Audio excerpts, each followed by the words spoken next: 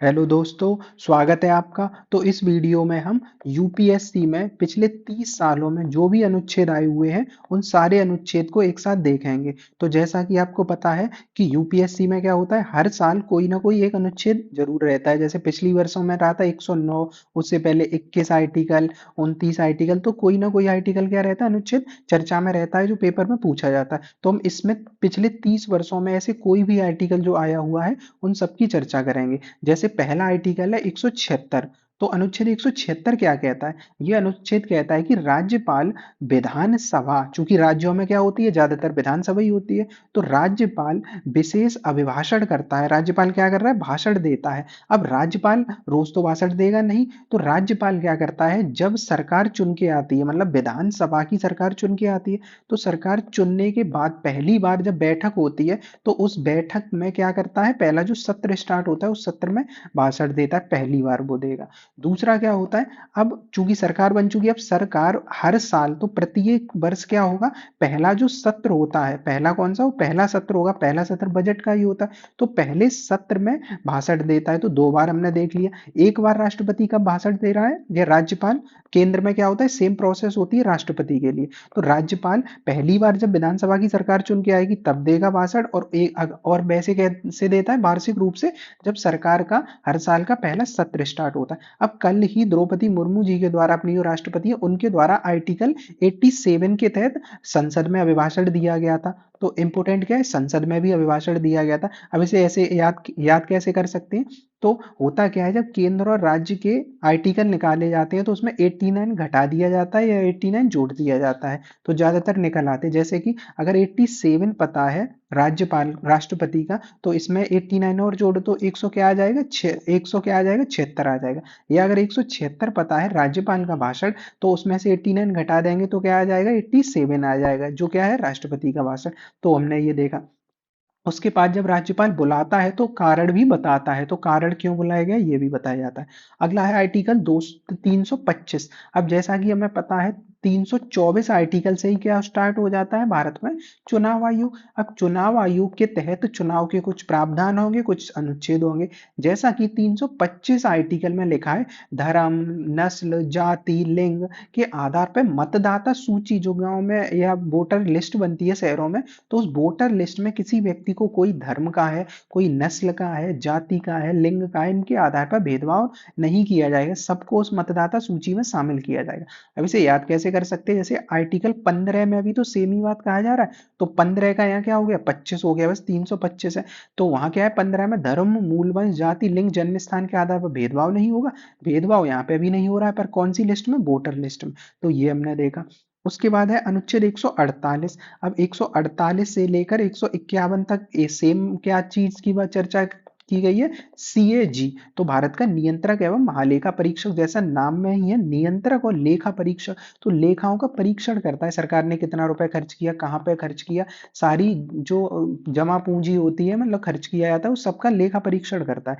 अब चूंकि संविधान में पद दिया है, संवैधानिक पद हो गया 148 के तहत है। अब संवैधानिक पद है तो इसकी नियुक्ति कौन करेगा, राष्ट्रपति, क्योंकि संविधान का प्रमुख कौन दिखाते हैं, राष्ट्रपति। तो राष्ट्रपति करेगा। हटाया कैसे जाएगा, तो अब चूंकि ये बड़ा पद है, तो इसे हटाने के लिए सेम प्रोसेस फॉलो की जाएगी जो भारत के सुप्रीम कोर्ट के न्यायाधीशों को हटाने की होती है। तो वैसे ही संसद में पूरी प्रोसेस होती है, उसके बाद राष्ट्रपति हटा हटा सकता है इसे। तो सुप्रीम कोर्ट के जज की तरह हटाया जा सकता है इसे। तो ये याद रखना है। और वैसे कैसे याद रख सकते हैं, इससे पहले अनुच्छेदों में क्या है, सुप्रीम कोर्ट की ही तो चर्चा की गई है।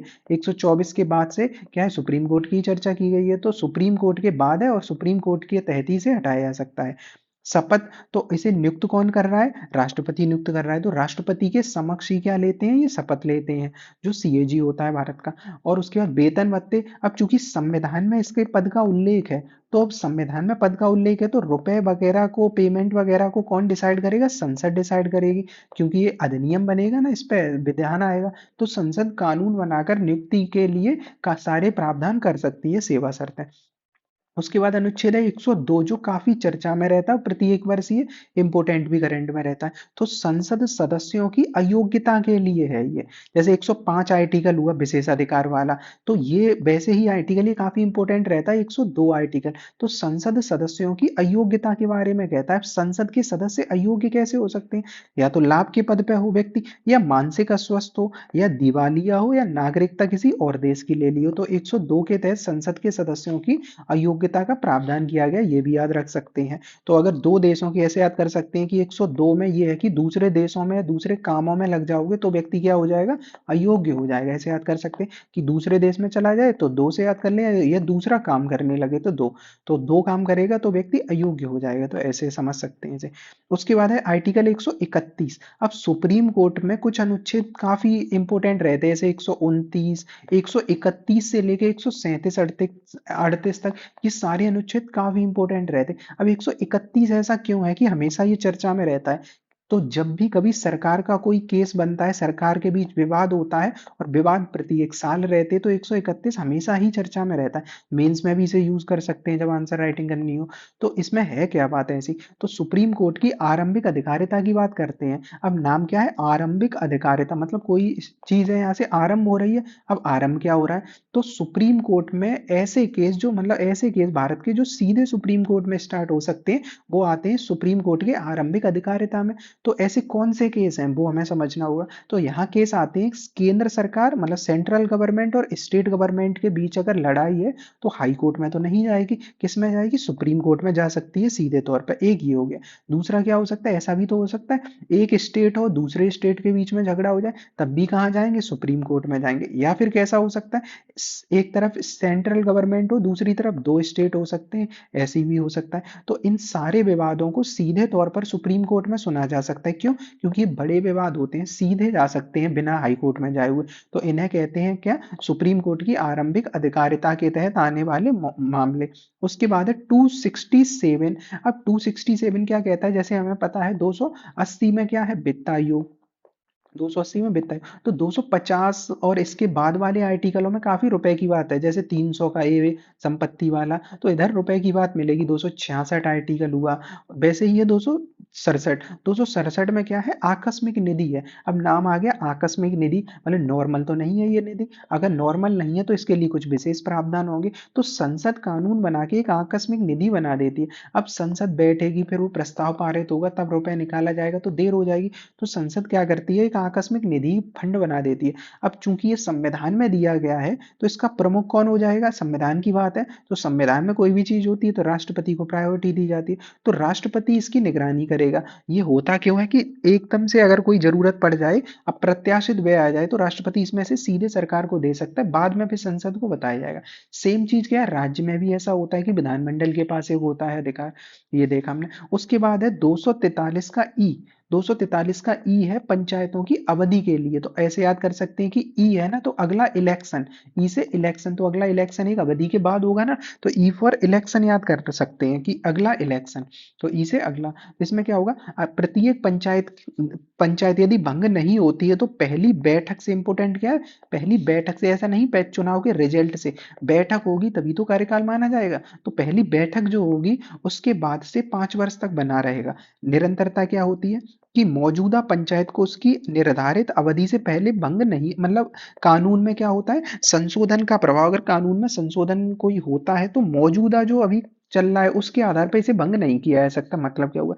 जैसे ऐसा कुछ प्रावधान आएगी, पंचायत में कोई बदलाव होगा, अगली बार से प्रधान ऐसे नहीं चुना जाएगा और कोई तरीके से चुना जाएगा। तो ये संशोधन हो गया कि नहीं? पर इसका प्रभाव क्या इन पे पड़ेगा जो अभी प्रधान है? नहीं, अगली बार ये प्रभाव पड़ेगा। तो ये वाली बात कही गई है निरंतरता। तीसरा है चुनाव। तो पंचायत के गठन के लिए चुनाव की अवधि अगर समाप्त होने से पहले भंग हो जाता है और 6 महीने से कम बचे हैं तो चुनाव नहीं होंगे। मतलब जैसे चुनाव होने थे, आज की डेट, मतलब आज की डेट में चुनाव होने थे, मतलब आज कौन सा है? आज 1 फरवरी है, तो मान सकते हैं कि मार्च में 1 मार्च को चुनाव होने थे, और 1 फरवरी को आज की डेट में क्या हो गया है कि पंचायत बैठक कैसी हो गई है? पंचायत भंग हो गई है। तो क्या चुनाव होगा अलग से? अभी नहीं होगा, क्योंकि अब 6 महीने से कम बचे हैं, तो जो नॉर्मल टाइम है उसी पे होगा। पर अगर ज्यादा टाइम बचा है 6 महीने से, तो अलग से चुनाव हो सकते हैं। अगला है 257 क्या कहता है, कुछ मामलों में संघ के राज्यों पर नियंत्रण। तो जैसे 249 है, 250 है, इनमें भी संघ का कहीं ना कहीं थोड़ा अधिकार बढ़ा के बताया गया है। तो 257 में संघ के पास क्या है, कंट्रोल है राज्यों पर। ऐसा क्या है कंट्रोल, तो कार्यपालिका शक्ति का प्रयोग, मतलब कहा जा रहा है कि प्रत्येक राज्य अपनी कार्यपालिका शक्ति, मतलब प्रत्येक राज्य कहने का सीधा अर्थ है सरकार ऐसे चलाई जाएगी कि केंद्र सरकार की शक्तियों में कोई बाधा ना आए, या केंद्र सरकार कोई प्रयास कर, मतलब कोई योजना लेके आए या कुछ भी करे, अंतर्राष्ट्रीय स्तर का कोई मामला हो, उसके तहत कोई नई परियोजना चलाई जा रही हो राज्य में, तो राज्य सरकार की जो कार्य प्रणाली है वो बीच में दखल नहीं देनी चाहिए, बाधा नहीं करना चाहिए। दूसरा है निर्देश देने की शक्ति, सरकार चाहे केंद्र सरकार, तो राज्यों को क्या किया जा सकता है, उस प्रयोजन के लिए आवश्यक को निर्देश दिया जा सकता है। तीसरा क्या है, संचार साधनों के निर्माण और रख रखाव। जैसे केंद्र की सरकार है, वो सरकार ये कह सकती है केंद्र की कि राज्य भाई देखो कि ये नेटवर्क है, नेटवर्क अब इंपोर्टेंट होते तो नेटवर्क हो, या फिर सैन्य कोई व्यवस्था हो, जैसे सैन्य व्यवस्था का कहीं मान लो सेना हो या फिर हथियार कुछ रखे हो, मतलब सारी चीजें सैन्य महत्व के संचार, तो संचार माध्यमों का रख रखाव भी राज्य को दिया जा सकता है, मतलब केंद्र चाहिए। तो संचार के साधनों पर अब केंद्र सरकार तो हर बार आके वहां के संचार व्यवस्था देखेगी नहीं, तो राज्य को कह दिया जाएगा रख रखाव करो। तो ये किसमें कहा गया है, 257 में है।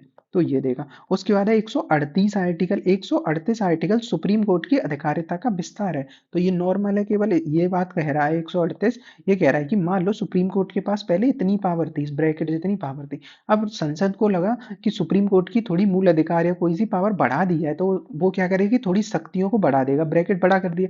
तो यही बात कह रहा है 138 में कि शक्तियों को बढ़ाया जा सकता है, क्या कम किया जा सकता है, नहीं। तो बढ़ाया जा सकता है, वो भी कैसे, संसद चाहेगी तो ये हो गया। उसके बाद देखें 243 का क्यू, अभी हमने 243 का ई देखा था, अब आ गया 243 का क्यू। 243 का क्यू कह रहा है कि क्यों नगर पालिका में चुनाव, मतलब गठन किया जाए, तो क्यों गठन किया गया है। तो क्यू कह रहा है नगर पालिका गठन क्यों, ऐसे याद तो हो जाएगा। अब नगर पालिका तो तीन तरीके की होती है, एक नगर पंचायत होती है, पंचायत नाम ही है, नगर भी नाम आ रहा है और प्लस पंचायत भी आ रहा है। तो नगर पंचायत दोनों चीज कैसे हो सकती है, तो ऐसे हो सकता है कि ऐसे क्षेत्र जो पहले अभी पंचायत थे कुछ टाइम पहले, कुछ वर्षों पहले, अब वो न छोटे शहरों में तब्दील हो रहे, बदलाव के चरण में, संक्रमण अवस्था में, तो इन्हें क्या कहेंगे, नगर पंचायत कहेंगे। और दूसरा होता है नगर पालिका, तो 3 लाख से अगर कम जनसंख्या है शहर की, तो उसे कहा जाता है, वहां पे कौन सी होती है, नगर पालिका में नगर पालिका परिषद, जो छोटे शहरों में होती है। फिर आते हैं नगर निगम, जहां पे 3 लाख से ज्यादा जनसंख्या होती है, ऐसे नगरों को कहा जाता है नगर निगम, जैसे आगरा जैसे शहर। ऐसे बड़े शहरों में जब प्रशासन चलता है नगर का, तो वो कौन चलाता है, नगर पालिका, मतलब नगर निगम। और यहाँ पे नगर परिषद, परिषद छोटे शहरों में जो 3 लाख से कम, और सबसे छोटे शहरों में जो होता है वो नगर पंचायत होता है। उसके बाद आर्टिकल 249, 249 क्या कहता है, अभी 257 हमने देखा था।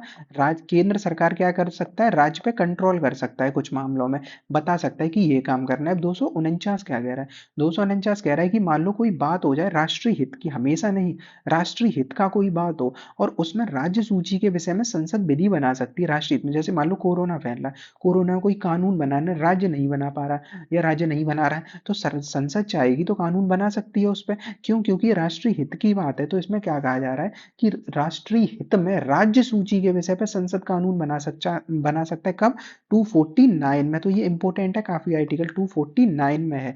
और 250 में भी सेम सी बात है, बस थोड़ा अलग है, वो राज्यसभा के। अब इसमें क्या है, तो 249 में राष्ट्रीय हित में बना सकता है, कैसे बनेगा, तो पहले तो चूंकि जब बात आती है राज्य सूची के विषय बनाने की, तो राज्य की ज्यादातर जो हिस्सेदारी होती है वो किसमें होती है, राज्यसभा में। राज्य के ज्यादातर कहाँ चुन के जाते हैं, राज्यसभा में। तो होता क्या है, राज्यसभा कम से कम पहले 2/3 बहुमत से ये घोषणा करेगी, ये भाई राष्ट्रीय हित का महत्व है, कितने, 2/3, तो काफी स्पेशल मेजोरिटी चाहिए, तो एक इंपॉर्टेंट हो जाएगा कि ऐसे ही बना सकते, बिल्कुल नहीं, सामान्य बहुमत से नहीं, विशेष बहुमत से जब पारित किया जाएगा तब ऐसा किया जा सकता है। अब जब विशेष बहुमत से पारित किया जाए तब कानून संसद बना सकती है। और चूंकि यहाँ राष्ट्रीय हित की बात थी, तो राष्ट्रीय हित की बात थी तो हमेशा के लिए कानून नहीं रहेगा। कब तक रहेगा, 6 महीने तक ही रहेगा। अगर जब संसद बैठ जाएगी तो 6 महीने तक ये पारित रहेगा, उसके बाद प्रभावी नहीं रहेगा। आर्टिकल 76 क्या कहता है? तो 76 कह रहा है भारत का महान्यायवादी, नाम क्या है? महा, और न्यायवादी न्याय देने वाला। तो महान्यायवादी एक तरीके से क्या याद रखना? वकील याद रखना है, वकील। तो ये सरकार का वकील है, तो सरकार को वकील करना पड़ेगा। क्या सरकार का वकील हमेशा के लिए काम करता है? तो हमारा वकील क्या हमेशा के लिए होता है? नहीं, वकील का काम होता है जब चाहो तब चेंज भी कर सके हो। तो ये राष्ट्रपति के प्रसाद पर्यंत रहता है। अब सरकार के मामले ये देखेगा, तो कर्तव्य क्या है? राष्ट्रपति जो बता देगा या सरकार को सलाह देगा कानूनी मामलों पे। अब सरकार को हर एक मामले में तो पता नहीं है कि कानून कैसे चलता है, तो ये क्या करेंगे? महान्यायवादी ने सरकार को सलाह देंगे। अब सोचो कि सरकार को अगर ये सलाह दे रहे हैं, वो भी कौन सी सरकार को? केंद्र सरकार को, तो इनकी योग्यता तो बहुत ऊपर होनी चाहिए। तो बिल्कुल ऐसा ही होगा। राष्ट्रपति इन्हें नियुक्त तो करेगा, क्योंकि आर्टिकल में है, अनुच्छेद में, तो राष्ट्रपति नियुक्त करेगा। अब राष्ट्रपति नियुक्त करेगा, पर किसे? सुप्रीम कोर्ट के न्यायाधीश होने की योग्यता होनी चाहिए, कि ऐसा व्यक्ति हो जो सुप्रीम कोर्ट का न्यायाधीश हो सकता हो, वही भारत का महान्यायवादी बनेगा। और उसके बाद क्या होता है? भारत के सभी न्यायालयों में सुनवाई कर ही सकता है ये, क्योंकि वकील है तो हर न्यायालय में जा सकता है। उसके बाद अनुच्छेद 75। 75 प्रधानमंत्री की नियुक्ति राष्ट्रपति करेगा, और अन्य मंत्रियों की नियुक्ति राष्ट्रपति प्रधानमंत्री की सलाह पे करेगा। ये सारी बातें हैं तो मंत्रियों के बारे में। अब मंत्री ही तो है, प्रधानमंत्री भी एक मंत्री है, बस उनमें ही प्रधान है। तो मंत्रियों के संबंध में अगर उपबंध पूछा जाएगा तो किसमें? 75 में। 74 में भी ऐसे ही प्रावधान है, तो 74 75 दोनों में है। पर अगर मंत्रियों के संबंध में अन्य प्रावधान लिख के आएगा तो क्या लिखना है? कि 75 आर्टिकल रहेगा मंत्रियों के संबंध में अन्य प्रावधान। इसमें क्या पहली चीज है कि प्रधानमंत्री की नियुक्ति राष्ट्रपति करेगा, और राष्ट्रपति प्रधानमंत्री की सलाह पर अन्य पे करेगा। दूसरा क्या है? जो संसद, मतलब इसका सरकार का जो आकार होगा, कितने मंत्री हो सकते हैं, सरकार का कितना बड़ा आकार होगा, तो ये आकार होता है कितना? 15% से अधिक नहीं होगा। कुल संख्या, लोकसभा के सदस्य संख्या के 15% से अधिक नहीं होगी। तो लोकसभा की जो कुल संख्या होगी ना, कुल सदस्य संख्या, तो कुल सदस्य संख्या के 45, जैसे अभी 543 है मान लो, तो कुल सदस्य संख्या के 15% से अधिक नहीं हो सकते, और इसमें प्रधानमंत्री शामिल होगा। तो ये इंपॉर्टेंट चीज है। उसके बाद क्या है? सामूहिक उत्तरदायित्व। तो अब ये तो जानते ही हैं कि सामूहिक उत्तरदायित्व, ये सारे मंत्री लोकसभा से ही ज्यादातर चुन के जाते हैं, तो इनका उत्तरदायित्व लोकसभा के प्रति ही होगा। शपथ, सब शपथ किसके समक्ष लेते हैं? राष्ट्रपति के समक्ष लेते हैं।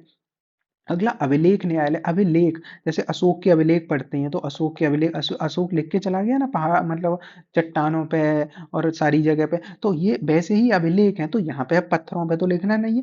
अब ये क्या है? उच्च न्यायालय का अभिलेख न्यायालय, सुप्रीम कोर्ट का अभिलेख न्यायालय।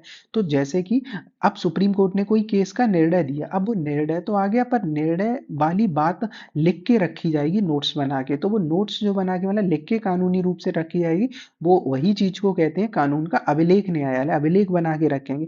साथ ही साथ इसमें केवल यही शामिल नहीं होता अभिलेख न्यायालय में।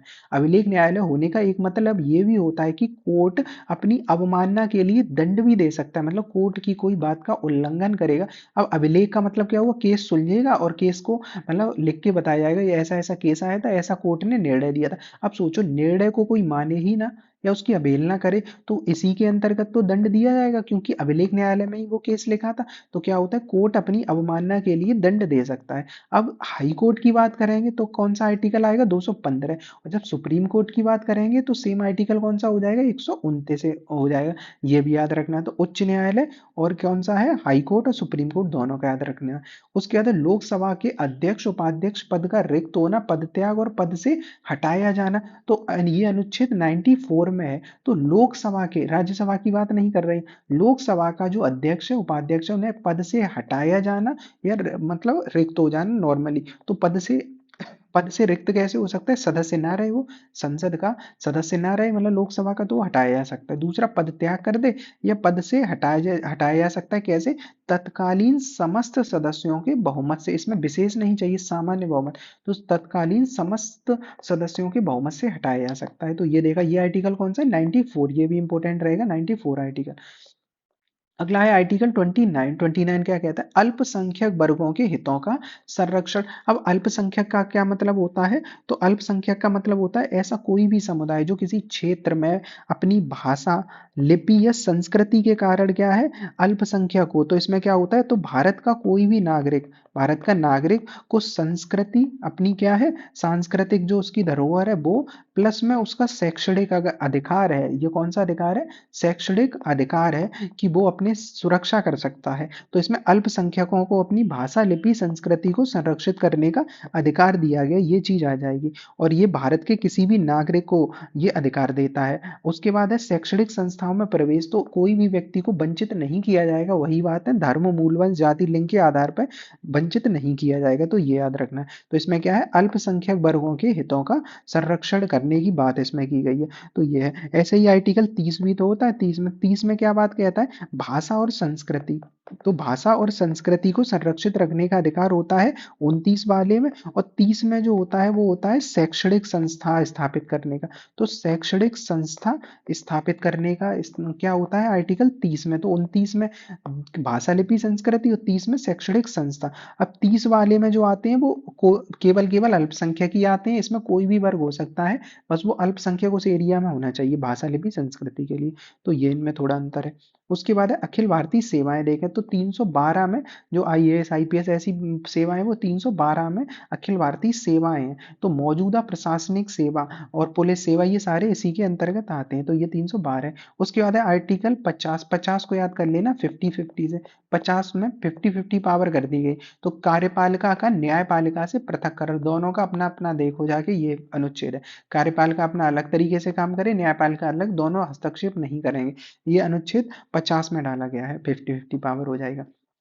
अगला है 214 अनुच्छेद। 214 कहता है हाई कोर्ट, राज्यों के लिए हाई कोर्ट। तो केवल इतना ही है। 214 क्या है, हाई कोर्ट। जैसे 124 में क्या होता है, सुप्रीम कोर्ट का, और उसके बाद सुप्रीम कोर्ट स्टार्ट हो जाता है। इसमें क्या है, 214 में वैसे ही राज्य में हाई कोर्ट आ जाएगा। तो ये इंपॉर्टेंट रहेगा।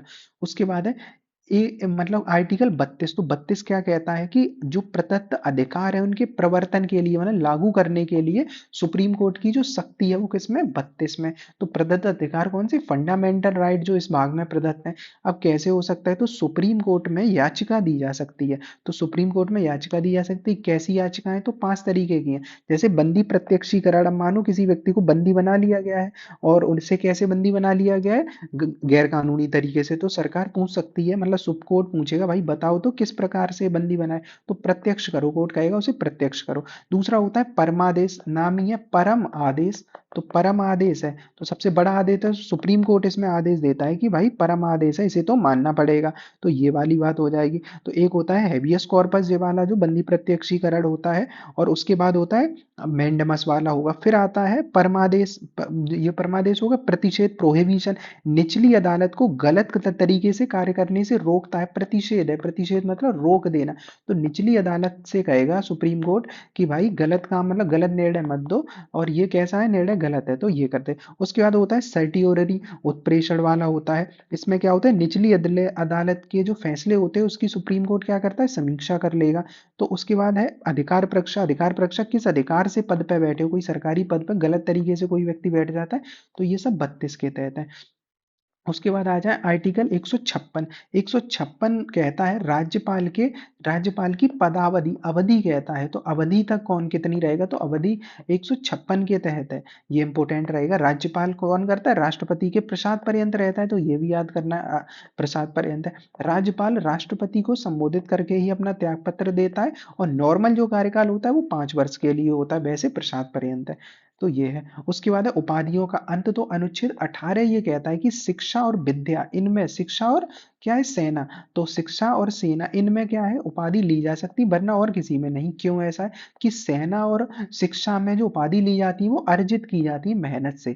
बाकी उपाधि, नवाब, राजाई उपाधि दी जाती है बिना किसी औचित्य के, मतलब कोई व्यक्ति की स्किल थोड़ी ना ये। जबकि अगर कोई व्यक्ति शिक्षा में डॉक्टर अगले नाम के आगे लगा रहा है, तो उसकी मेहनत है। वैसे ही सैनिक है, वो कर्नल, ब्रिगेडियर, सुप्रीटेंडेंट ऐसे लगा रहे, तो इसके मतलब उन्होंने अर्जित करा है, तो ये लगाने की अनुमति है।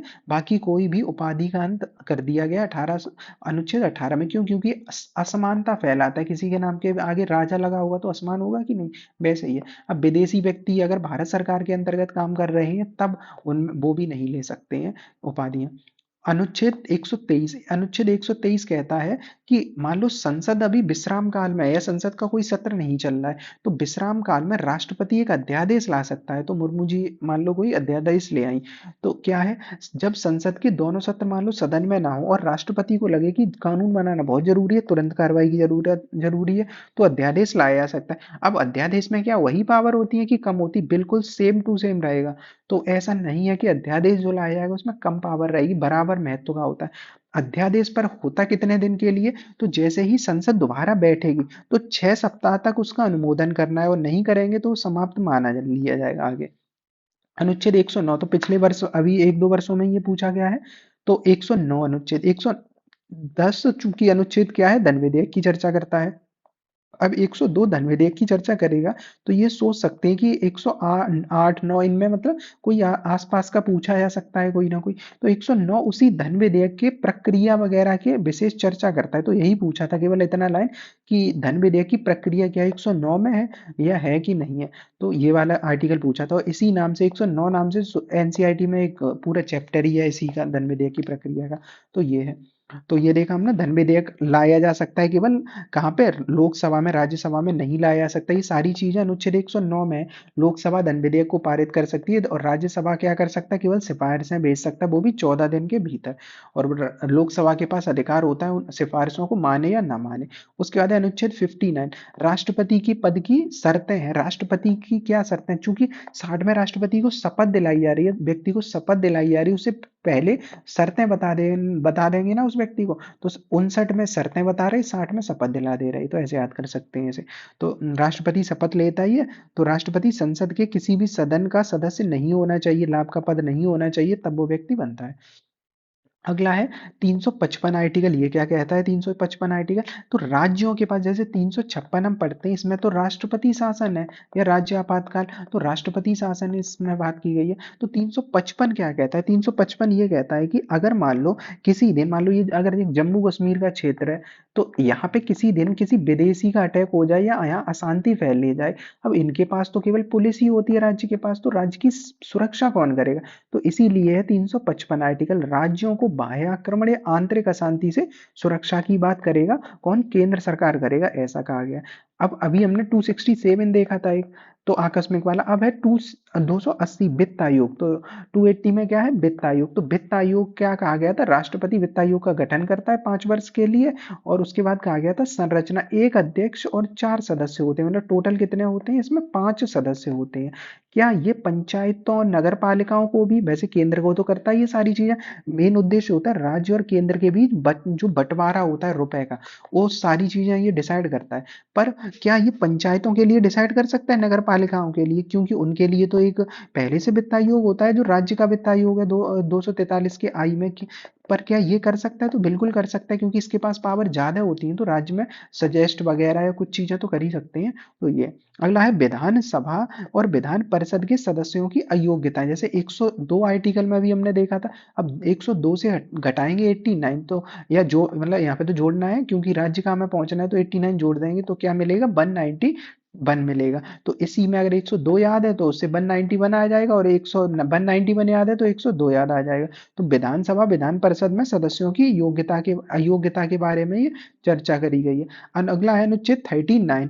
39 कहता है राज्य द्वारा अनुसरणीय कुछ नीति निदेशक तत्व। अब यहाँ पे कहा गया है कि डीपीएसपी जो है ना, उन्हें राज्य को अनुसरण करना चाहिए। तो राज्य को अनुसरण क्यों? क्योंकि डीपीएसपी में कुछ अच्छी बातें लिखी हैं, तो वो अच्छी बातों को राज्य को मानना चाहिए। जैसे कि ये इक्वल पे और इक्वल जस्टिस की बात करते हैं कि आजीविका के अधिकार, तो स्त्री हो चाहे ये पुरुष हो, इनको सबको बराबर बराबर पैसा मिलना चाहिए। तो आजीविका में पर्याप्त साधन मिलने चाहिए, संपत्ति का वितरण। अब ये लोग हैं सब, तो सबको समान रूप से भौतिक संसाधन और स्वामित्व पर नियंत्रण सबका बराबर होना चाहिए। तो ये भी चीज इसी में कही गई 39 में। उसके बाद जो आर्थिक व्यवस्था है, तो आर्थिक व्यवस्था इस प्रकार चलेगी, धन का जो केंद्रीकरण ना हो सके एक व्यक्ति के पास या कुछ व्यक्तियों के पास, मतलब संसाधन सबके पास रहे, ऐसी व्यवस्था होनी चाहिए। और समान कार्य के लिए इक्वल पे की तो मांग कर रहे हैं, तो समान कार्य के लिए समान वेतन होना चाहिए और संपत्ति का वितरण होना चाहिए, वो भी सामूहिक रूप से। तो सामूहिक रूप का मतलब मतलब कुछ व्यक्तियों के पास ना हो संपत्ति। अनुच्छेद अभी 29 देखा था, तो 29 में भाषा, लिपि और संस्कृति तीन शब्द मिले थे। अनुच्छेद 30 है, या शैक्षणिक संस्थाओं की स्थापना, ये होता है 30 वाला स्कूल वाला। तो 30 का कौन सा, स्कूल। शैक्षणिक संस्थाओं की स्थापना और प्रशासन करने का अल्पसंख्यक वर्गों को अधिकार है। तो 29 वाले में और भी लोग आ सकते हैं, मतलब अल्पसंख्यक का मतलब होता है वैसे तो जो नॉर्मल माइनॉरिटी है, पर 29 वाले में और वर्ग भी आ सकते हैं, जैसे हिंदू वगैरह भी। पर 30 में केवल अल्पसंख्यक वर्गों के अधिकार की बात कर रहा है। तो भाषा और धर्म के आधार पर सभी अल्पसंख्यकों को अपने स्कूल खोलने का और उन्हें संचालित करने का अधिकार होता है। तो ऐसे मदरसा वगैरह टाइप चलते हैं वो सब। अनुच्छेद 25 क्या कहता है, अंतःकरण की और धर्म को अबाध रूप से मान्य आचरण प्रचार की स्वतंत्रता। तो 25 ये कहता है भाई कि अपने धर्म को जैसे चाहो अंतःकरण से मानो, उसका आचरण भी करो, मतलब अपने जीवन में एक तो आचरण उतारो, दूसरा प्रचार भी कर सकते हो। तो प्रचार भी करने की स्वतंत्रता दे दी गई है।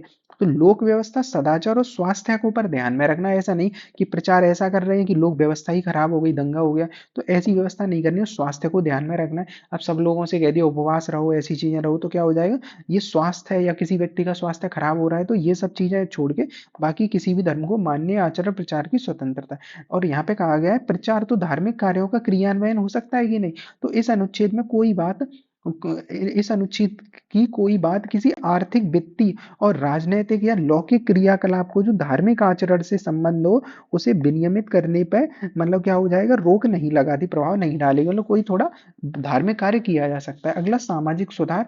तो क्या होता है, हिंदू धर्म संस्थाओं को हिंदुओं के सभी वर्गों और उनके लिए क्या है, मेन बात है कि सामाजिक सुधार की बात करनी चाहिए। तो अनुच्छेद 25 ये कहता है। अनुच्छेद 243 का जेड ई कहता है महानगर योजना समिति। तो महानगर योजना के लिए एक समिति है, तो जेड सिक्योरिटी देते हैं महानगर वाले लोगों को।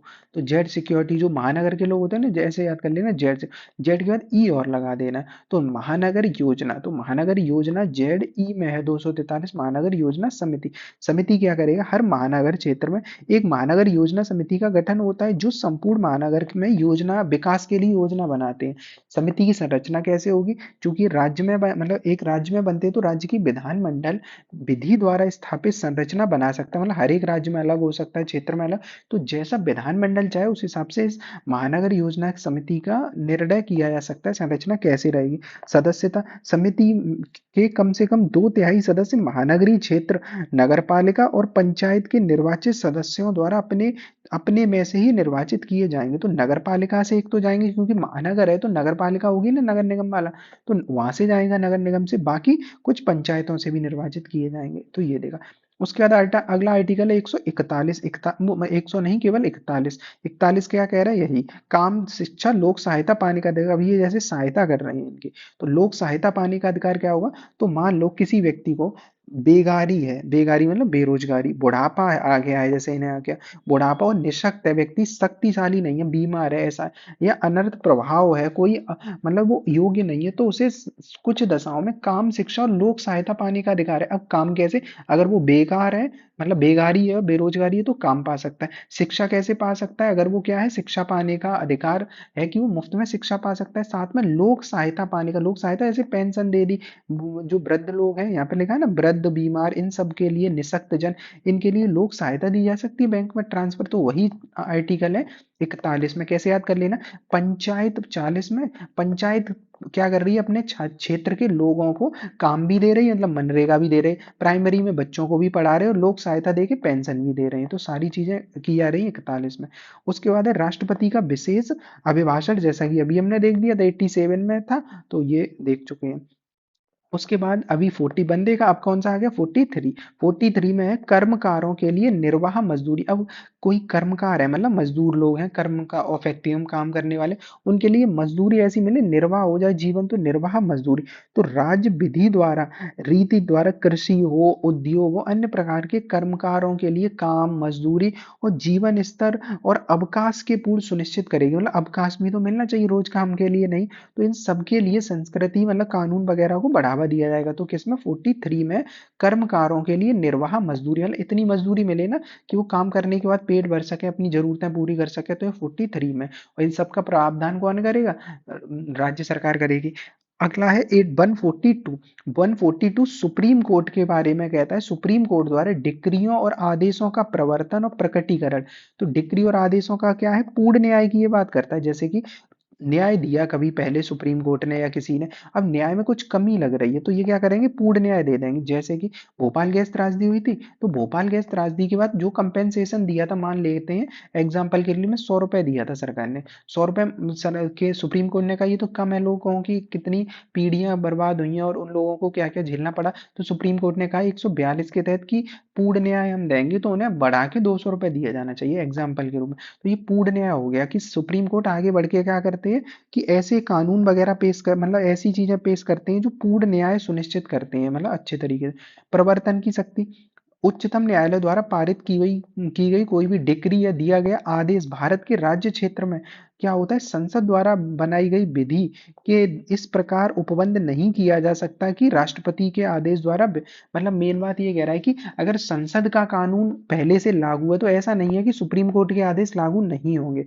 तो ये कह रहा है कि सुप्रीम कोर्ट के भी आदेश मान्य होंगे चाहे जो संसद के कानून क्यों ना लागू हो, मतलब राष्ट्रपति वगैरह के प्रवर्तन हो तब भी।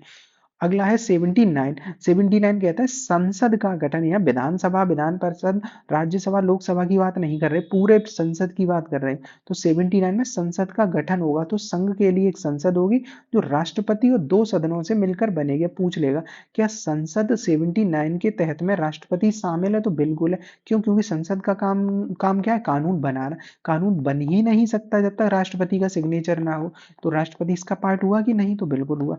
उसके बाद है अनुच्छेद 129। अनुच्छेद अभी देखा था, अभिलेख न्यायालय है। फिर 47। 47 ये कहता है राज्यों को डीपीएसपी में कि राज्य पोषाहार स्तर और जीवन स्तर को ऊंचा करने के लिए, मतलब पोषण स्तर और जीवन स्तर को ऊंचा करने के लिए, लोक स्वास्थ्य के लिए उनका कर्तव्य है। मतलब राज्य क्या करेगा कि सरकार लोगों को पोषाहार स्तर, मतलब उनका पोषण अच्छा सा हो, इसके लिए काम करेगा। अब इसमें काम में कुछ चीजों को रोकना भी तो पड़ेगा जिससे स्वास्थ्य खराब होगा, लोक स्वास्थ्य। तो मादक पेय जैसे कि जो शराब वगैरह होती है उन सब औषधियों पे या ऐसी हानिकारक औषधियों उन पर रोक लगाता है। तो पूछ ले जैसे बिहार गुजरात में क्या होता है, शराब पर रोक लगी है, तो कौन सा आर्टिकल कौन सा है? तो 47 आर्टिकल है जिसकी वजह से रोक लगी होती है। उसके बाद 220 आर्टिकल है। 220 कहता है स्थायी न्यायाधीश रह चुके व्यक्तियों द्वारा अभिवाचन पर निर्बंधन। न्यायाधीश अगर कोई रह चुका है, अब वो वकील बन के भारत के क्षेत्र में काम करना चाहे तो ऐसा नहीं होगा 220 के तहत। तो ये है। उसके बाद है 39 आर्टिकल। 39 अभी देखा ही था हमने, राज्य द्वारा अनुसरणीय कुछ नीति तत्व जो थे वो सेम देखे थे भी, कि आजीविका के अवसर, संपत्ति का वितरण, आर्थिक और बाल संरक्षण, मतलब एक इसमें ये भी इंपॉर्टेंट है, बाल संरक्षण भी 39 में डाला गया है, क्योंकि राज्य ये अनुसरण करे ना कि बच्चों को भी सही से रखना है, तो ये इंपॉर्टेंट रहेगा। उसके बाद है 93 अनुच्छेद। 93 अनुच्छेद क्या कहता है? लोकसभा का अध्यक्ष और उपाध्यक्ष के बारे में कहता है। तो लोकसभा यथाशक्त, मतलब यथासंभव वो शीघ्र अपने दो सदस्यों को अध्यक्ष और उपाध्यक्ष चुनेगी। मतलब कौन? लोकसभा। तो लोकसभा में अध्यक्ष उपाध्यक्ष की बात कर रहे हैं, तो लोकसभा यथाशीघ्र क्या करेगा? दो सदस्यों का चयन करेगा, एक बनेगा उसमें से अध्यक्ष, दूसरा बनेगा उपाध्यक्ष। तो ये करता है। अगला है, ये कौन सा था आर्टिकल? 93। तो ये भी एक इंपॉर्टेंट रहेगा। अगला है राष्ट्रपति का निर्वाचन। तो भारत के राष्ट्रपति के निर्वाचन जो मंडल के द्वारा होता है, तो उसके बारे में पूछा जाता है कि संसद के दोनों सदन के निर्वाचित सदस्य इसमें भाग लेते हैं कि मनोनीत? तो केवल कौन लेते हैं? निर्वाचित लेते हैं। पर जब हटाना हो तब मनोनीत भी लेते हैं। तो निर्वाचित लेते हैं केवल, मतलब निर्वाचित का मतलब जो चुने जाते हैं, जो सांसद बन के जाते हैं ना, वही लोग राष्ट्रपति को चुन सकते हैं। दूसरे कौन से चुनते हैं? क्योंकि राष्ट्रपति को तो राज्य भी चुनेगा। तो राज्यसभा की, विधानसभाओं के जो सदस्य होते हैं वो भी राष्ट्रपति के चुनाव में भाग लेते हैं। तो कौन कौन? संसद के सदस्य और विधानसभाओं के सदस्य। विधानसभा क्यों? क्योंकि वही बात कि केवल 6 राज्यों में ही तो विधान परिषद है, बाकी सब में क्या है? विधानसभा ही है। तो विधानसभाओं के सदस्य और संसद के सदस्य ये राष्ट्रपति को चुनते हैं। उसके बाद विधि के प्राधिकार के बिना संपत्ति से वंचित नहीं किया जाएगा। तो संपत्ति से वंचित नहीं किया जा सकता। संपत्ति का अधिकार अभी किसमें दिया है? 300 के ए वाला।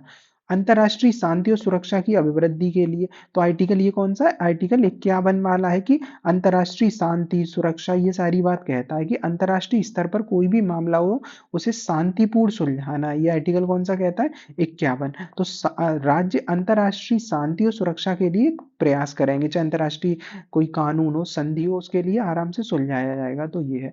अगला सत्र सत्रावसान और विघटन। तो सत्र सत्रावसान और विघटन ये क्या कहता है, सत्र सबसे पहला आएगा सत्र को आहूत करना। तो सत्र को आहूत करना, तो क्या हो जाएगा, सत्र आहूत करना और विघटित करना। तो विघटित करना, ये सब तीनों टर्मों को हमें थोड़ा सोचना होगा। तो सत्र सबसे पहला आहूत करना, राष्ट्रपति समय समय पर सत्र को क्या करता है, बुलाता है। तो सत्र को आहूत करेगा, आहूत का मतलब क्या होगा, सत्र को बुलाना। तो सत्र को बुलाना, राष्ट्रपति बैठ संसद के प्रत्येक सदन को ऐसे समय या स्थान पर जहां चाहे क्या है, ऐसे समय जब राष्ट्रपति चाहेगा और ऐसे स्थान जहां चाहे संसद का अधिवेशन को बुलाया जा सकता है, किंतु एक सत्र की अंतिम बैठक और आगामी सत्र के प्रथम बैठक के बीच में 6 महीने से ज्यादा चेंज नहीं हो, मतलब वो नहीं होना चाहिए, टाइम नहीं होना चाहिए, 6 महीने से ज्यादा गैप नहीं होना चाहिए। तो ये इंपॉर्टेंट है। तो ये इंपॉर्टेंट है कि सत्र को आहूत करने का मतलब कौन होता है, राष्ट्रपति आहूत करता है। तो ये वाले में बताना है। दूसरा है सत्रावसान, सत्रावसान का मतलब क्या होता है कि सत्र का छुट्टी कर रहे, तो राष्ट्रपति सत्र समय समय पर सदनों के सत्र को सत्रावसान कर देता है, छुट्टी कर देता है। जैसे बजट सत्र समाप्त हो गया है, तो ये है। तो एक तो ये दो चीजें याद रखनी है कि सत्रावसान किस आर्टिकल में है, तो ये याद रखना है। सत्रावसान किस आर्टिकल में है, सत्रावसान और आहूत करना। और लोकसभा के बारे में, लोकसभा का विघटन, तो राष्ट्रपति लोकसभा को क्या कर सकता है, विघटित कर सकता है। तो ये सारी चीजें क्या है, सत्र बुलाना, सत्र को आहूत करना, ये आर्टिकल 85 में आ जाएगा सब। तो ये याद रखना है। तो तीन चीजें हमने जानी इसमें, तीन चीजें क्या जानी, सत्र को बुलाना, आहूत करना, सत्रावसान करना, राष्ट्रपति समय समय पर कर सकता है। और तीसरा क्या है, और एक और टर्म आती है जो कभी कभी देखते हैं, स्थगन और आती है। अब ये सब चीजें तो राष्ट्रपति कर रहा है, विघटन करना हो, सत्रावसान करना हो और सत्र को आहूत करना। एक होता है स्थगन, स्थगन मतलब एडजर्न करना होता है। तो एडजर्न जो होता है, एडजर्नमेंट, तो ये क्या कौन करता है, ये उस सदन का जो ये अस्थायी रूप में होता है। ऐसे कभी कभी देखते हैं कि हंगामा हो रहा है, हंगामा के बीच में स्पीकर कह देता है कि 2 घंटे 1 मिनट 1 दिन के लिए सत्र कैसा किया जा रहा है, एडजर्न किया जा रहा है, तो स्थगित किया जा रहा है। तो ये स्थगन कौन करता है, स्पीकर करता है। इसमें सत्र समाप्त नहीं होता है, इसमें सत्र क्या होता है, समाप्त हो जाता है। तो ये देखा 85 वाला। उसके बाद मौलिक कर्तव्य तो जानते ही, 51 के ए में मौलिक कर्तव्य क्या है, जैसे अपने सम्मान करना, झंडे वगैरह का, पुरानी संस्कृति, पेड़ पौधे, ये सारी चीजों को अच्छा करना होता है। ये सब है, बड़ों सबका सम्मान करो, देश की प्रभुता एकता अखंडता, ये 51 के ए में है। उसके बाद 38 आर्टिकल 39 अभी आ चुका है। तो 39(8) क्या कहता है, लोक कल्याण की अभिवृद्धि के लिए समाज की व्यवस्था करना। तो राज्य क्या करेगा, लोक कल्याण के काम करेगा। तो लोक कल्याण कैसे हो सकता है, न्यायपूर्ण समाज व्यवस्था, उस समाज में सारी चीजें न्यायपूर्ण होनी चाहिए। वो दूसरा है असमानताओं को कम करना। तो असमानताएं कैसे कम हो सकती हैं, कि सरकार प्रयास करेगी कि लोगों के बीच प्रतिष्ठा सुविधा अवसर की समानता रहे, तो असमानता वैसे ही समाप्त हो जाएगी। तो लोक कल्याण करना चाहेगा, अगर लोक कल्याण हो जाएगा तो असमानता समाप्त हो जाएंगी, सबका कल्याण हो जाएगा और समाज कैसा होगा, न्यायपूर्ण हो जाएगा। फिर 143 आर्टिकल है, 142 अभी देखा था पूर्ण वाला, अब 143 आ गया, सुप्रीम कोर्ट से परामर्श करने की राष्ट्रपति की शक्ति। 143 में राष्ट्रपति परामर्श कर सकता है सुप्रीम कोर्ट से। है क्या है कि यदि किसी समय राष्ट्रपति को प्रतीत होता है, राष्ट्रपति नॉर्मल सी बात है, जरूरी नहीं है कि लॉ की अच्छी जानकारी हो, तो राष्ट्रपति को प्रतीत हो जाता है कि भाई कोई विधि का प्रश्न है, वो थोड़ा समझ में नहीं आ रहा है या संभावना कुछ मन में आ रही है पूछने की, तो सुप्रीम कोर्ट से राय ले सकता है। या कोई सरकार ने विधेयक पारित किया, उसे जानना है कि थोड़ी लैंग्वेज क्या है, ये सारी चीजें, तो कोई परामर्श ले सकता है नॉर्मल। न्यायालय की राय, सुप्रीम, अब न्यायालय ने राष्ट्रपति को मतलब क्या दी, राय दी, तो राष्ट्रपति उस पर अपनी राय प्रतिवेदित कर सकता है। ठीक समझे तो ही राष्ट्रपति उसकी बात मानेगा, नहीं अपने हिसाब से। विवाद का निर्देशन, तो अनुच्छेद 131 जैसा अभी देखा था, सीधे मामले कहाँ जाते हैं, प्रारंभिक अधिकारिता 131 के तहत ही है। तो राष्ट्रपति 131 के परांतुक में किसी बात के होते हुए भी किसी विवाद को सुप्रीम कोर्ट को विचार के लिए निर्दिष्ट कर सकता है। मतलब क्या है कि सुप्रीम कोर्ट 131 के तहत केस हमने देखा ही था, ना भी हो तो सुप्रीम कोर्ट, मतलब राष्ट्रपति ये कह सकता है कि भाई ये केस है, सुप्रीम कोर्ट देख ले, तो सुप्रीम कोर्ट से कह भी सकता है, कोई विवाद वाला विषय हो।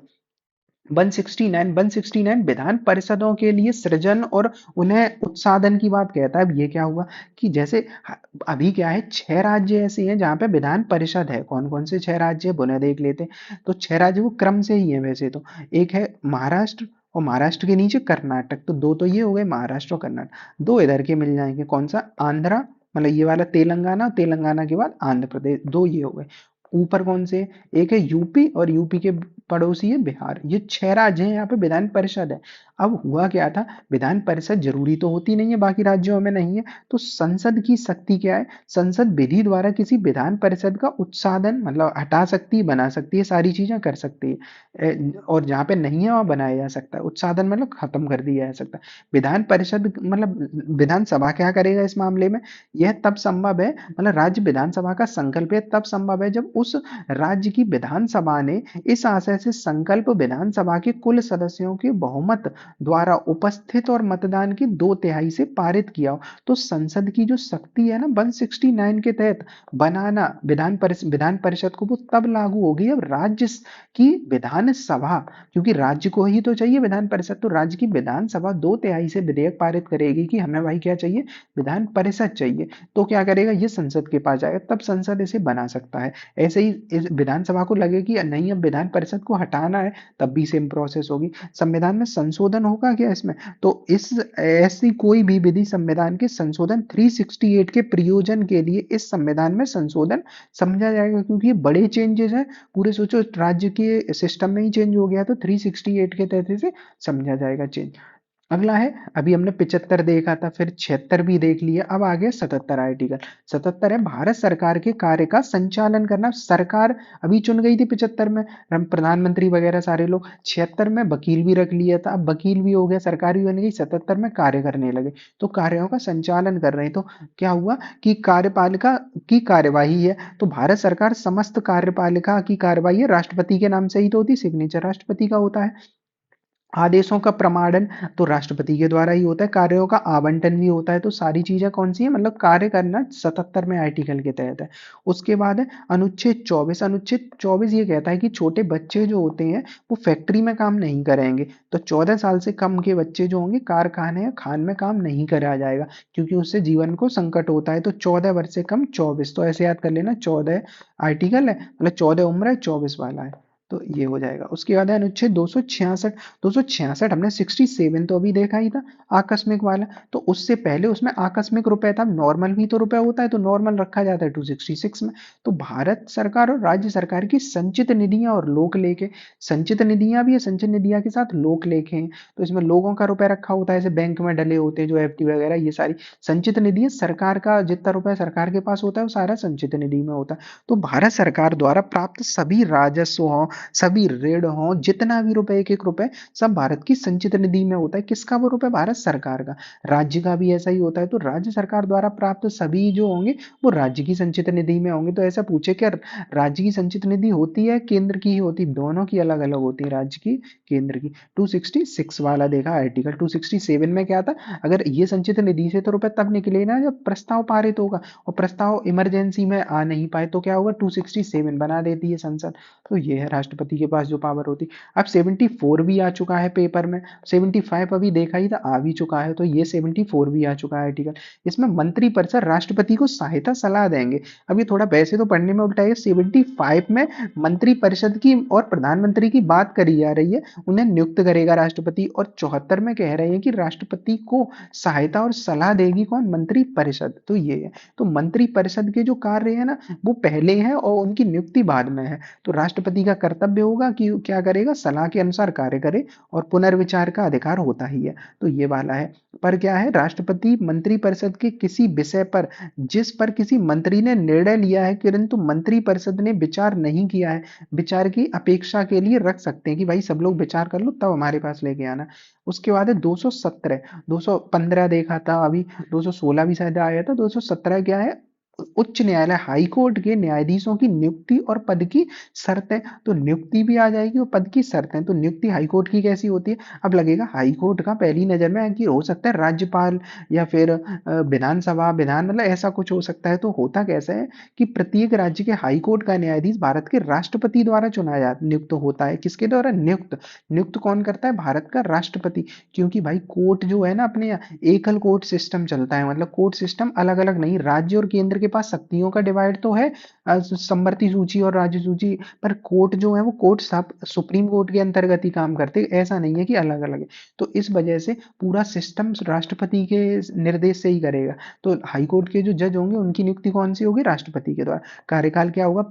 तो कार्यकाल इनका होता है 62 वर्ष। मेन क्या होता है? 62 वर्ष। तो 62 वर्ष तक का इनका कार्यकाल होता है। योग्यता क्या होती है? कोई व्यक्ति हाई कोर्ट का न्यायाधीश तब बन सकता है जब वह भारत का नागरिक हो, 10 वर्ष तक न्यायिक पद पर रहा हो। कोई पद हो सकता है ना जो न्यायिक पद पर हो सकता है, कोई ऐसा न्यायिक पद हो, या फिर 10 वर्ष तक वकील रहा हो। तो वकील रहा हो या कोई न्यायिक पद पर रहा हो। कौन सा आर्टिकल? 217 आर्टिकल। ये भी वैसे आर्टिकल इंपोर्टेंट रहता है न्यायाधीश की नियुक्ति।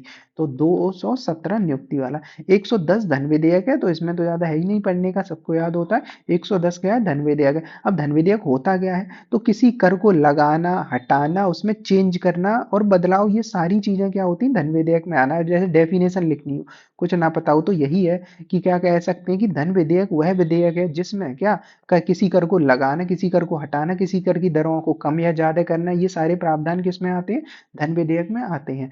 वित्तीय दायित्व, भारत सरकार द्वारा धन उधार लेने या कोई प्रतिभूति देने, विनियमन भारत सरकार के ऊपर ऊपर ली गई क्या है? ली गई या ली जाने वाली बाध्यता इसमें संबंधित होती है। तो धन विधेयक धन है, सरकार कहीं से लेगा देगा, ये सारी चीजें धन विधेयक में आ जाती। निधियों का प्रबंधन, आकस्मिक निधि, रुपए से संबंधित सारी बातें धन विधेयक में आ जाएंगी। उसके बाद है 108 आर्टिकल। 109 भी हमने देख ही लिया था। धन विधेयक की क्या था कि प्रोसेस के बारे में चर्चा करी थी, अभी 1-2 सालों में ही आया है। अब 108 देखते हैं। 108 कहता है संयुक्त बैठक में है। तो संयुक्त बैठक होगी 108 के तहत। तो ऐसे याद कर लेना, 8 बजे क्या हो रही है? बैठक हो रही है, संयुक्त बैठक। तो बैठक संयुक्त कैसी हो रही है? मतलब कभी कभी होता है लोकसभा राज्यसभा दोनों सहमत नहीं है, तो होगा क्या? राष्ट्रपति चाहेगा तो एक साथ बैठक करा देगा। तो असहमति की स्थिति होती है, दोनों लोग अस्वीकार कर देते हैं एक नॉर्मल विधेयक को, तो दोनों सदन में संशोधन पर असहमत होते हैं। तो क्या होगा कि दोनों सदन विधेयक पारित किए जाने की तारीख से 6 महीने के बीच, 6 महीने से ज्यादा बीत चुका है पर प्रस्ताव पे कुछ वो ही नहीं हो रही बात, तो राष्ट्रपति कहेगा चलो क्या कर लेते हैं? बैठक करा लेते हैं, संयुक्त बैठक। तो ये इंपॉर्टेंट रखना है कि दोनों सदनों में किए जाने वाले संशोधन के संबंध में अंतिम रूप से असहमत हो। दोनों संशोधन कर चुके हो, दोनों असहमत हो एक दूसरे से, दूसरे सदन द्वारा विधेयक प्राप्त किए जाने की तारीख से 6 महीने से अधिक, मतलब लोकसभा ने मान लो बना के भेज दिया राज्यसभा के पास, और राज्यसभा 6 महीने से उसे डाले पर कुछ हो ही नहीं रहा, पास ही नहीं कर रहे, तो पारित तो होता है क्या? मतलब बैठक होती है संयुक्त बैठक। कब? 6 महीने वाला टाइम याद रखना। यदि विधेयक दोनों सदनों की कुल सदस्य संख्या के साधारण, अब यहाँ पे फायदा वैसे किसे होता है? लोकसभा को होता है। लोकसभा में देखो 243 सदस्य मतलब 543 चुने जा रहे हैं, और इधर कितने 250 के आसपास हैं, 245-40। अब होगा क्या? कौन जीतेगा? 240 में थे तो 30-35 भी आ गए, तो जीतेगा कौन? लोकसभा ही जीतेगी, चाहे, क्योंकि लोकसभा में तो डबल है ना पहले से ही। तो संयुक्त बैठक में प्रस्ताव कैसे होता है? सामान्य चूंकि बहुमत से पारित होता है, और सामान्य में कौन जीतता है? लोकसभा। तो संयुक्त बैठक में होता है। अगला है समता का अधिकार। तो कहते हैं विधि के समक्ष समता और संरक्षण, आर्टिकल 14 वाला। तो वही बात है, भेदभाव नहीं होगा, सबको समानता की दी जाएगी। तो ये सब है। उसके बाद है 324। 324 क्या है कि निर्वाचनों के अधीक्षण। अभी 325 हमने पढ़ा था ना कि धर्म, मूल, वंश, जाति, लिंग के आधार पर भेदभाव नहीं होगा। किसमें? उस सीट में। कौन सा सीट? जो निर्वाचन नामावली थी। अब क्या है? 324 है। 324 चुनाव आयोग को ये कह रहा है भाई चुनाव कराओ, नियंत्रण, निर्देश, सारी चीजें तुम्हारे पास हैं। तो एक 324 ये कह रहा है। तो निर्वाचन आयोग की शक्तियां बता दी गई हैं कि नामावली तैयार कराएगा, सारी चीजें ये कराएगा। आयोग का गठन की बात की गई है, राष्ट्रपति समय समय पर करता है। सेवा शर्तें, ये सारी चीजें बताई गई हैं 324 में। तो 324 में सेवा शर्तें, नियुक्ति, ये सब है।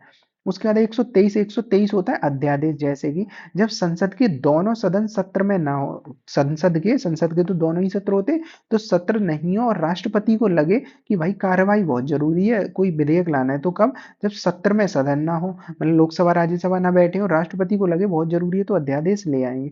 अध्यादेश का प्रभाव क्या होता है कि अध्यादेश बिल्कुल संसद के अधिनियम के बराबर होता है, ये हमने देखा ही था अभी। अध्यादेश की समाप्ति, अब संसद दोबारा से बैठे हो, 6 सप्ताह, महीने नहीं है, केवल 6 सप्ताह में अनुमोदन ना मिले तो ये क्या मान लिया जाएगा, 6 सप्ताह के बाद ये प्रभावहीन हो जाएगा। 109 धन विधेयक की अभी देखा तो चर्चा सेम आ गया ये।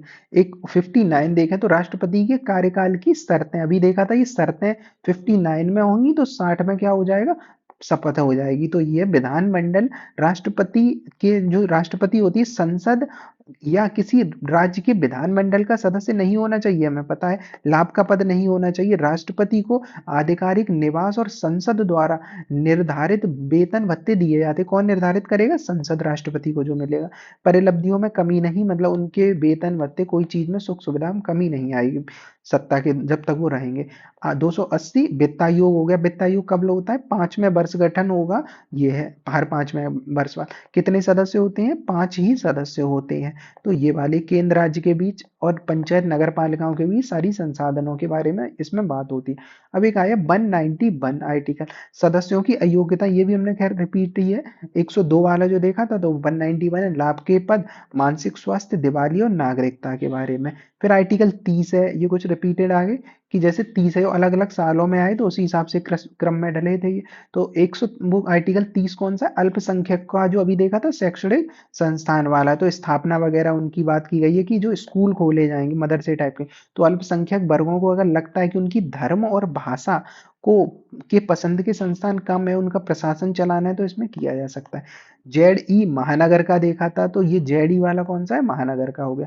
87 क्या था, राष्ट्रपति के अभिभाषण की जो चर्चा की गई थी, अभी देखा था 87 राष्ट्रपति के विशेष अभिभाषण की चर्चा है, तो ये सारे रिवाइज कर लो इस हिसाब से, 87 अभी देख ही चुका थे।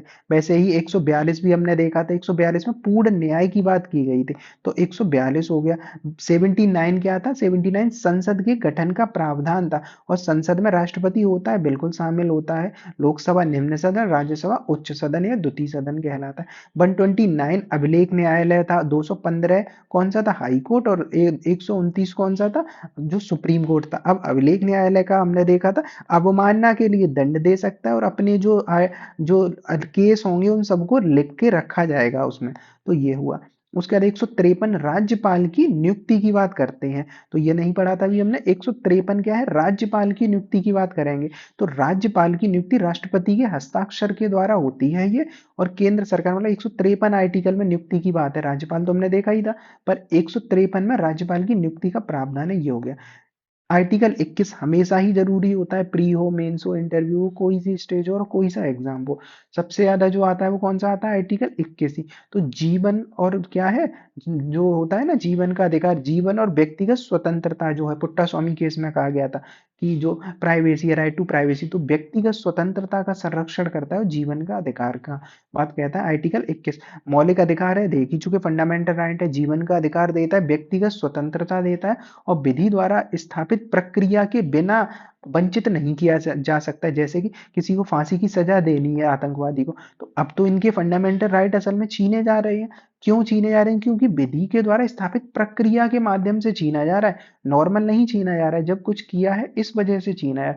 अब एक नॉर्मल व्यक्ति के नहीं छीने जा सकते, अगर किसी ने अपराध किया है तो कम किए जा सकते हैं, तो ये हुआ। 39 राज्य द्वारा अनुसरणीय कुछ नीति तत्व होते हैं, ये भी इंपोर्टेंट काफी आर्टिकल रहता है हर एक एग्जाम में, तो इसमें कुछ प्रावधान है, एक बार आ तो चुका है, इसमें दोबारा देख लेते हैं। समान अधिकार, चाहे नागरिक हो, मतलब नागरिकों में पुरुष हो स्त्री हो, सबको समान अवसर मिलेंगे। समुदाय के लिए भौतिक संसाधन, ये क्रम भी ऐसा ही है, तो क्रम से भी याद रख सकते हैं कि संसाधनों, जो भौतिक संसाधन के स्वामित्व और नियंत्रण वितरित किए जाएंगे, मतलब जो भौतिक संसाधन है उन सबका स्वामित्व और नियंत्रण सामान्य हित के लिए किया जाएगा। जैसे सरकारी हॉस्पिटल ही है, अब वो संसाधन ही तो है एक तरीके से, बहुत मतलब सरकार का, ये तो सबके लिए बराबर होगा ना, तो ये है। धार्मिक असमानता, वो धार्मिक नहीं, आर्थिक असमानता, जैसे क्या होता है, संसाधन रुपए अलग अलग हैं किसी के पास, तो उनका संकेंद्रण एक लोगों पे ना हो पाए, ऐसी योजना बनानी है कि सबको मिले बराबर, समान कार्य के लिए समान वेतन जो चौथा है, तो समान कार्य के लिए समान वेतन।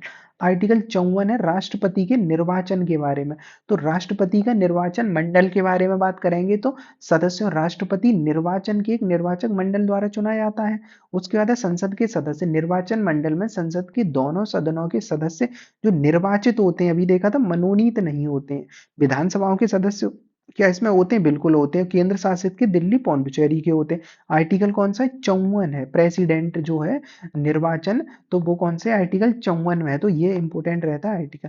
उसके बाद 300 ए, तो पहले क्या था आर्टिकल 19 में संपत्ति का अधिकार हुआ करता था, पर उसके लिए बार बार कोर्ट में लोग चले जाते थे क्योंकि वो फंडामेंटल राइट था, आर्टिकल 32 के तहत तुरंत चला जाएगा व्यक्ति। फिर डाल दिया गया इसे संपत्ति के अधिकार को 300 के ए में। अब ये विधिक अधिकार हो गया, तो विधि के प्राधिकार के बिना संपत्ति से वंचित नहीं किया जाएगा। अब क्या है कि विधि अगर कोई होगी तभी संपत्ति से वंचित किया जा सकता, नॉर्मल नहीं था। तो यह अनुच्छेद भारतीय नागरिकों को संपत्ति के अधिकार की रक्षा करते हैं। किसी व्यक्ति को उसकी संपत्ति से केवल विधि के द्वारा ही हटाया जा सकता है। जैसे अभी देखा था आर्टिकल 21 में भी फांसी चढ़ा सकते हैं, तो जीवन का अधिकार छीना जा रहा है, पर कब? विधि के द्वारा। न्यायिक समीक्षा हो सकती है, बिल्कुल न्यायिक समीक्षा हो सकती है किसी भी मामले की। 85 जो अभी सत्र सत्रावसान और विघटन की बात कर रहे हैं, जिसपे हमने डिटेल से भी ये देख लिए थे तीनों पॉइंट। 143 परामर्श करने की राष्ट्रपति की शक्ति है।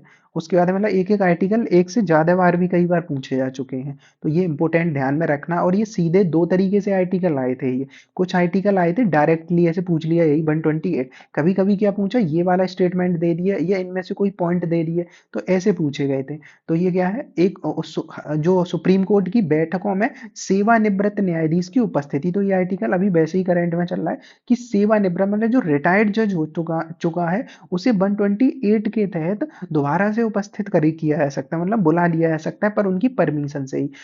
अब होगा क्या इसमें, जैसे भारत का सीजेआई है, सीजेआई आएगा राष्ट्रपति के पास, राष्ट्रपति से कहेगा कि हमें पुराने जो सेवानिवृत्त हो चुके वो न्यायाधीश चाहिए अभी काम के लिए, क्योंकि काम का बहुत ज्यादा है। अब सेवानिवृत्त न्यायाधीश के पास पहले रिक्वेस्ट लेके जाएंगे क्या वो जॉब करेंगे, तो अगर वो हाँ कर देंगे तब ये प्रोसेस फॉलो होगी। योग्यता क्या चाहिए कि सुप्रीम कोर्ट के या संघीय न्यायालय हाई कोर्ट का सदस्य हो चुका हो वो व्यक्ति, हाई कोर्ट का सदस्य हो या सुप्रीम कोर्ट का।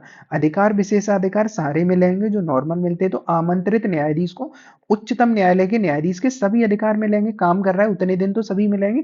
और स्वैच्छिक सहमति चाहिए होगी, ऐसा नहीं जबरन उन्हें बुला लेंगे, बाध्य नहीं किया जा सकता है। उसके बाद है एड हॉक वाले में क्या है, बुला सकते हैं, पर इसमें क्या है चूंकि रिटायर हो चुके तो जरूरी नहीं है जबरन। 169 विधान परिषदों के सृजन और उत्साधन के बारे में है, विधान परिषद का बनना और उसे निलंबित करना। तो इसमें देखा था ये कब प्रस्ताव पारित होगा, पहले विधानसभा प्रस्ताव पारित करेगी तब संसद कहेगी कि हाँ विधानसभा बनानी है, मतलब विधान परिषद बनानी है, और वो भी कैसे, विशेष वाले बहुमत से था। तो ये इम्पोर्ट 2/3 से पहले विधानसभा कहेगी कि हमें क्या चाहिए राज्य में, विधान परिषद चाहिए, तब ये विधान परिषद बनेगा। और संविधान में संशोधन नहीं है, तो इस प्रकार का कोई संविधान में संशोधन नहीं माना है, मतलब 368 के तहत ये नहीं माना जाएगा। संविधान में संशोधन होगा पर इसमें 368 के तहत नहीं माना जाएगा, क्योंकि हम किसी आर्टिकल में चेंज होते नहीं देखते हैं इसके द्वारा कि विधानसभा है विधान परिषद है कोई अनुच्छेद बदला है। अनुच्छेद 24, 24 जो देखा था 14 वर्ष वाला है, 14 वर्ष से कम के बच्चे जो होंगे वो कारखानों में काम नहीं करेंगे। उसके बाद आर्टिकल 13, आर्टिकल 13 काफी इंपॉर्टेंट रहता है, क्यों? क्योंकि ये कहता है मौलिक अधिकारों से असंगत कोई भी विधि हो वो शून्य मान ली जाएगी। कैसे मतलब, जैसे मान लो जब भारत का संविधान लागू हुआ 1950 में, एग्जाम्पल के लिए माने कि तब मूल अधिकार मतलब इतने अधिकार थे, जैसे ब्रैकेट है ये कानून हुआ करता था, अब ये फंडामेंटल राइट थे। अब किसी दिन सरकार आके फंडामेंटल राइट के दायरे को मतलब फंडामेंटल राइट से कुछ हटा देती है या कुछ ऐसा जोड़ती है जो सही नहीं है, तो सुप्रीम कोर्ट कहेगा कि बिल्कुल ये गलत है, क्योंकि ये मूल अधिकारों का उल्लंघन कर रहा है, ये ब्रैकेट का उल्लंघन कर रहा है, ब्रैकेट को छोटा किया जा रहा है, बड़ा उल्लंघन हो रहा है। तो इस आधार पर उनका अल्पीकरण जितना मतलब वो कम किया जाएगा, जैसे इस ब्रैकेट को ऐसे तोड़ दिया गया, छोटा थोड़ा छोटा कर दिया साइड से, तो क्या होगा उनके मूल अधिकार को कम किया गया। जैसे हम समझ सकते हैं कि मान लो आर्टिकल 21 छीना जाता है किसी को, जब आर्टिकल 20, 22 गिरफ्तारी के संबंध में संरक्षण को छीना जाता है, अब क्या होगा मूल अधिकार कम किए गए, अल्प किया गया सरकार का, तो सुप्रीम कोर्ट कहेगा ऐसा विधि कोई बनाई जाती है जीरो होगी। क्यों? क्योंकि मूल अधिकारों का उल्लंघन करती है। तो क्या है, संविधान के बनने से पहले की होगी तब भी जीरो मानी जाएगी, नहीं बनाई जाएगी अगर विधि ऐसी कोई जो उल्लंघन करेगी वो भी है, और चाहे इसमें अध्यादेश आदेश कुछ भी हो, तो ये सब माने जाएंगे।